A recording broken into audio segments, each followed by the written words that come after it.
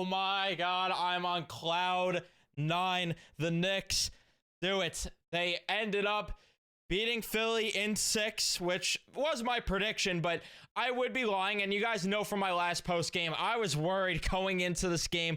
I started to, I wouldn't say I fully lost faith, but I started to worry and feel a little less confident. Shame on me, though. Shame on me. Granted, it got to be a little bit closer than it really needed to be because cardiac Knicks as always, but oh my god, I'm on cloud 9. How about that? Donating 2,000 tickets for those Sixer fans to watch that happen in front of their eyes. Couldn't be any more beautiful, couldn't be any more poetic. And to the Knicks fans that did show up, shout out to them because you got to witness the series clincher there. So we're going to talk about it here. Leave a like on the video if you do enjoy. Subscribe if you guys are new, especially if you're Knicks fans, and turn on your notifications so you know I upload or go live on the channel next. You knew this was going to be a close series. This was two great teams going at it, and even with Embiid being shaken up, you knew that this was going to be a close series. And Embiid definitely had a way better game than last game, which was another reason why I worried, especially after the second, third quarter. I worried because Embiid was doing well, and I was like, this was my exact worry, because after last game, I said Embiid was not going to have as poor of a game as he did in Game 5. And sure enough, he didn't.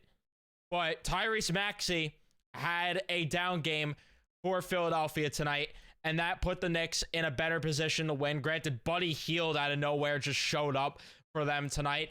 But did the Knicks, oh boy, did the Knicks ever need and get clutch production from this team tonight.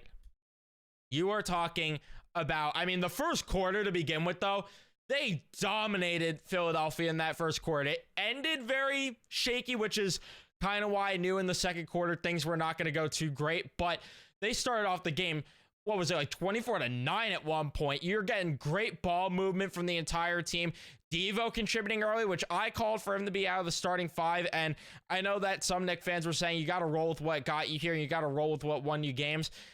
So that I say, I'll put my hand up and say I was very wrong. Dante DiVincenzo had himself a unbelievable game and a much needed unbelievable game considering Deuce had an off night and they were not going to get offensive production from him and they were running with a short rotation.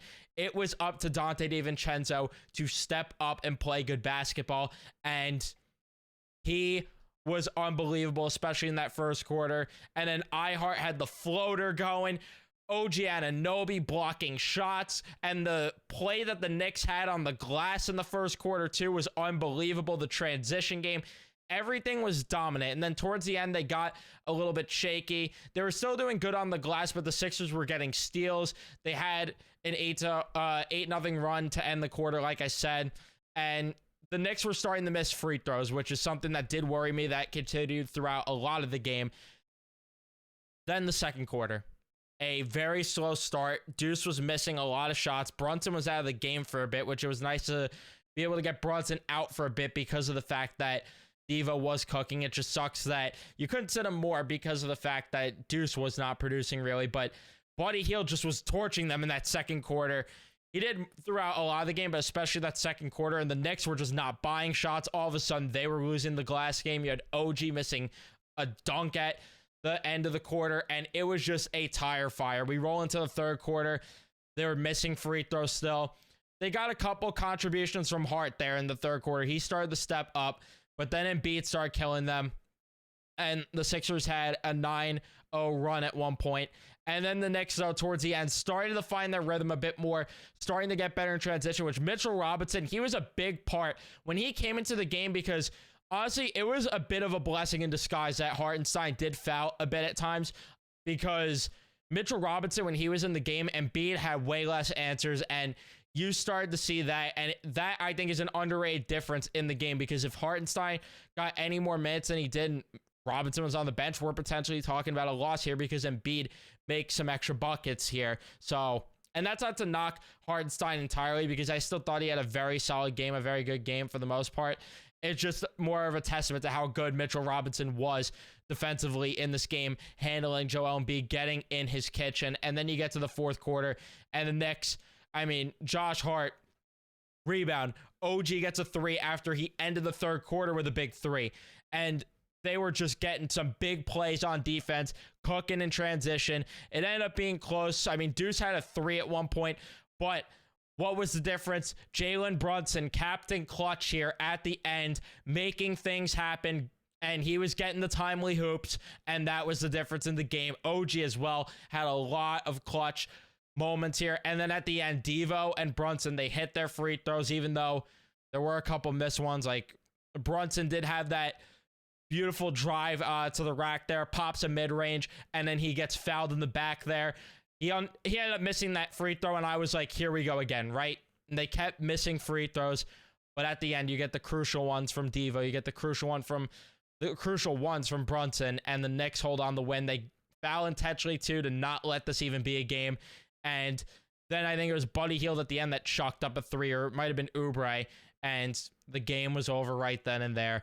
I am still feeling on cloud 9 right now. Jalen Brunson, wow. Like, all I could say is he just continues to amaze us. And as much as we were on him the first 2 games, oh, has he ever responded?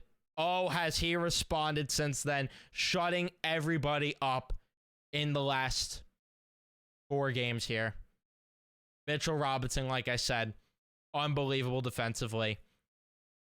Dante DiVincenzo stepped up when it mattered most.